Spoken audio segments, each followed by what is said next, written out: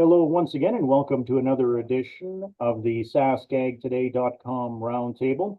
We're joined by the Chief Agricultural Editor for SaskAgToday.com, Kevin Hursh, and the AgriNews Director for 620 CKRM Regina, Ryan Young. I'm your host, GX94 Agriculture Director, Doug Falconer, and we'll start off, of course, with crops. As the crops are progressing out there, it's been a lot of heat over the past week, Kevin, and very little rainfall. It's having an effect on crops out there. Yeah, and the crop report obviously only goes up until I think Tuesday of each week and released on Thursday, so it won't have caught all of this excess heat.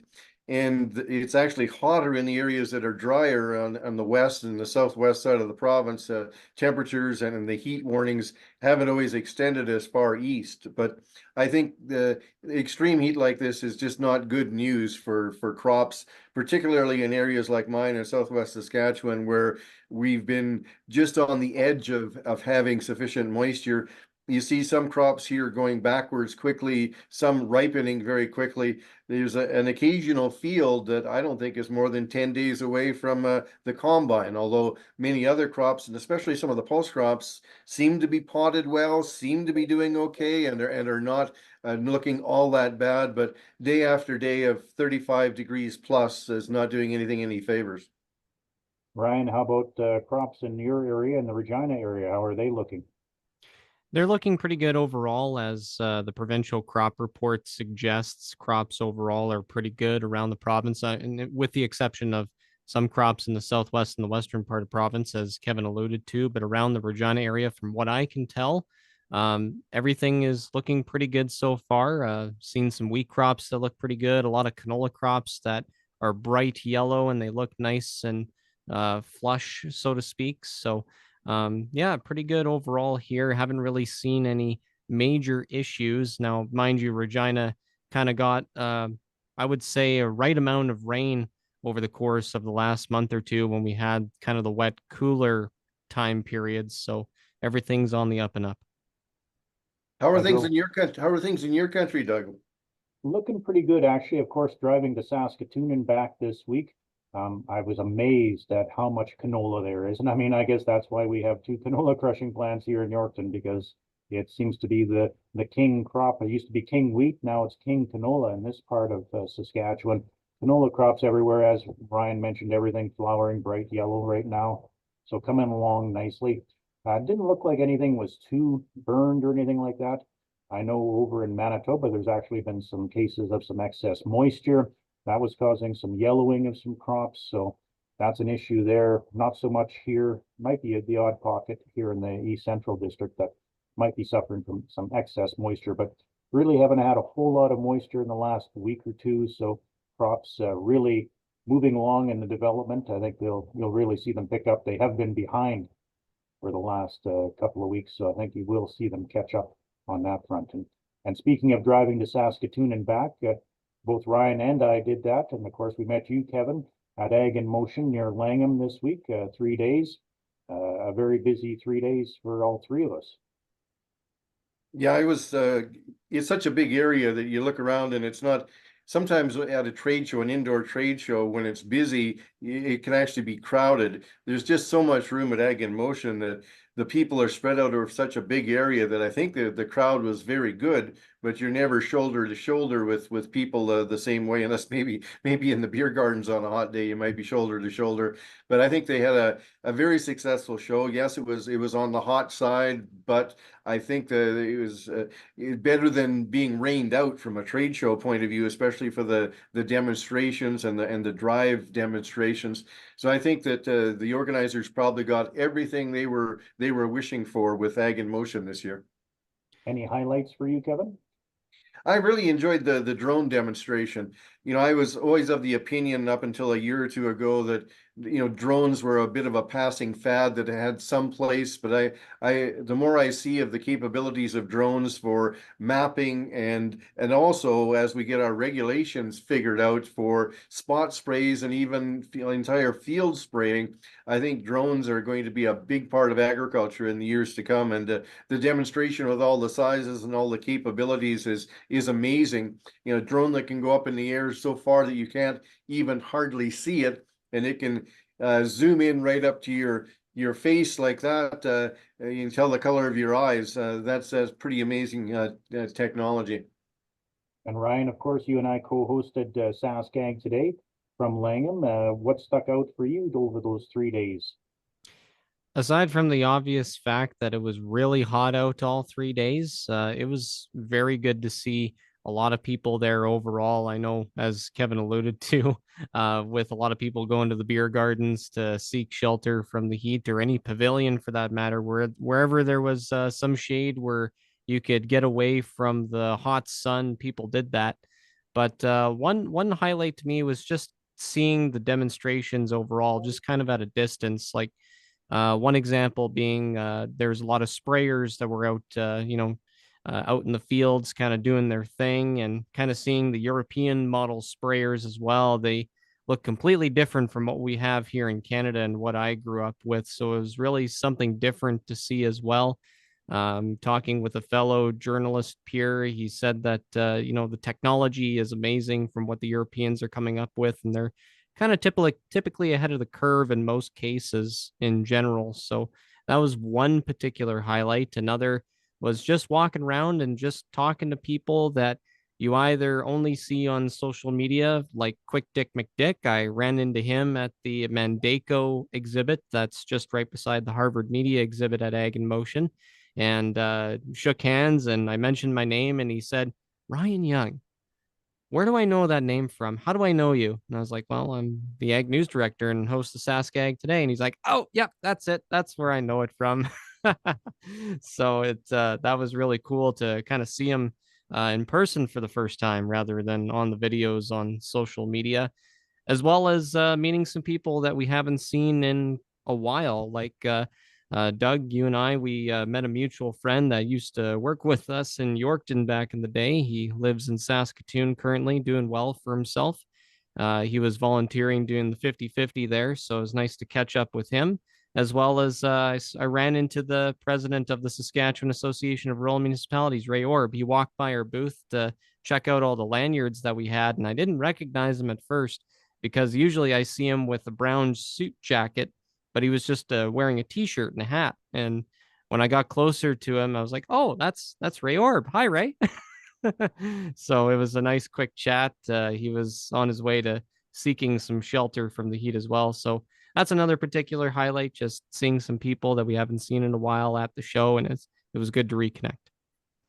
Something else we checked out, well, on the first day, they unveiled the Mobile Skills Lab, which was the big event there for careers in agriculture. It was the Agricultural Manufacturers of Canada unveiled that, trying to attract more people to work in the agriculture industry, not just, to ride tractors or combines. They're looking for people in every facet of agriculture.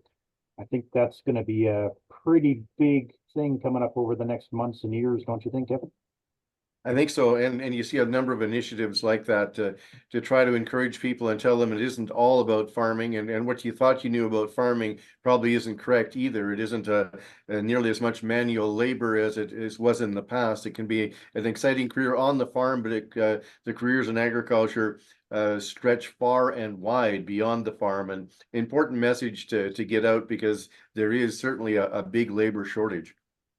Yeah, they're going to be able to take this little mobile unit around the province, to take it to schools and universities and that. And there's actually hands-on activities inside the Mobile Skills Lab. You can put down a welding bead, and you can, kind of virtual reality for driving a tractor or combine, all sorts of different little activities for everyone to kind of get an idea. And they said they're going to need people. It's not just, a wrench and a hammer. They need people with the electronics knowledge, with computer knowledge, because everything, of course, is going so high tech in agriculture these days. And when you have a tech come out to the farm these days to do a repair, the first thing they do is not open their toolkit, but it's open up their laptop. And typically, it's oftentimes a software issue, and if it isn't a software issue, they still want the tech support, through the internet to figure out what they need to be doing. So yeah, plenty of opportunity there for young people in the future, or even people who are looking to perhaps change careers in middle-aged. Who knows? It could happen that way as well. So yeah, once again, a great 3 days at Ag in Motion near Langham. Weather cooperated. And of course, the Agriculture Minister David Merritt was there for the first day, but then of course he went to Whitehorse, Yukon, for the Federal-Provincial-Territorial Agricultural Ministers meeting, and they just had their wrap-up news conference Friday afternoon. Yeah, and it was pretty low key with Federal Agriculture Minister Lawrence MacAulay. The big news out of there was that all of the major retailers have signed on to a grocery code of conduct. It's supposed to be more transparent and more fairness in the food supply chains. I don't see a lot of direct ramifications for producers one way or the other. And I don't think it's not even anticipated to actually lower food costs for consumers, but it's certainly been something that has been pushed, and it's an industry developed code. So probably for the supply chain, it's a good thing, and we'll have some fairness. But as far as what it means to producers, I think it's pretty minimal. Ryan, did you have any reaction to that at all? No, not really. I'm not kind of surprised at all, as kind of sounded like they were just tooting their own horn, so to speak, and bragging about it. So, not really anything new in that regard, but related to around the meetings, it brought up to my mind of the time that I talked with Todd Lewis, who's the vice president of the Canadian Federation of Agriculture. They were up there for the meetings as well. They had summer meetings up in the same location, and they did a roundtable with the federal, provincial, and territorial ag ministers. Not really one particular thing that they focused on, but it was rather just a variety of topics ranging from capital gains tax to possibly that grocery code of conduct that might have been covered as well. Another thing that could have been brought up too, just current conditions, how everything's going around there, trade, especially with the UK. Todd kind of commented on that too, as kind of a side note, saying that he is looking forward to seeing how things go in terms of a new government that changed there a few weeks ago in the United Kingdom. So we'll see how that all plays out. But yeah, just kind of talking with the ministers on a variety of topics, and kind of in that backdrop of the federal, provincial, and territorial ministers meeting up in the Yukon. Looking at X, formerly known as Twitter, right after the news conference to conclude the Ag Ministers meeting, I noticed both R.J. Sigurdsson, the Alberta Agriculture Minister, and Saskatchewan's Agriculture Minister Dave Merritt both mentioned that a number of provinces, provincial ministers talked about what they see as the deleterious effects of the capital gains tax changes, but that did not come up in the news conference to conclude the meeting. So those grievances were aired, but were not discussed at the closing news conference. Interesting. And of course, looking ahead to next week, Ryan, it sounds like you've got a couple of irons in the fire there. Yeah, that's right. One of them is with Ashley Stone. She's with Food and Farm Care Saskatchewan. They have their inaugural open farm days coming up next month on August 10th and 11th. So there's going to be a variety of not crop tours, but farm tours rather. You might check some crops out as well at grain farms, livestock farms, mixed operations. Pretty much everything related to agriculture is going to be covered with, excuse me, these two events over the course of those 2 days in August. From Val Marie all the way up to Carrot River, there's going to be tours available on farms. People can check that out online on their website. So that's one thing that'll have on SaskAgToday. The other thing was I came across a study that was done by McGill University. One of the lead researchers on this particular study focused on, how do I word this? It was kind of a complicated study, but it revolved around carbon dioxide and capturing that and converting that into methane, which then can be used as an energy source, and how that can be recycled over and over again using copper nano catalysts or nano clusters. Terminology is escaping me right now, but it is definitely something that I'm going to be looking into more, and studying the audio and the interview I did with the lead researcher. So stay tuned for that. I feel it's a very interesting piece and something to consider. Considering that nowadays in agriculture, everybody's looking towards sustainability, alternative energy resources, and new ways to make agriculture more efficient. Great. Any parting shots, Kevin? No, just I wish the temperature would moderate a little bit. I think it would be good for crop conditions everywhere, but we do have a good crop overall coming in Saskatchewan. There's going to be areas too wet and too dry, and that's probably the a normal case. But overall, despite oftentimes we highlight the problems, overall there's a very good crop in the offing, and that's great news, especially considering that grain prices in many instances are down pretty dramatically from a year ago. Sounds good. Well, that's going to do it for this week's edition of the SaskAgToday.com Roundtable. On behalf of Chief Agricultural Editor Kevin Hursh and 620 CKRM Regina AgriNews Director Ryan Young, I'm GX94 Yorkton Agriculture Director Doug Falconer saying so long until next time.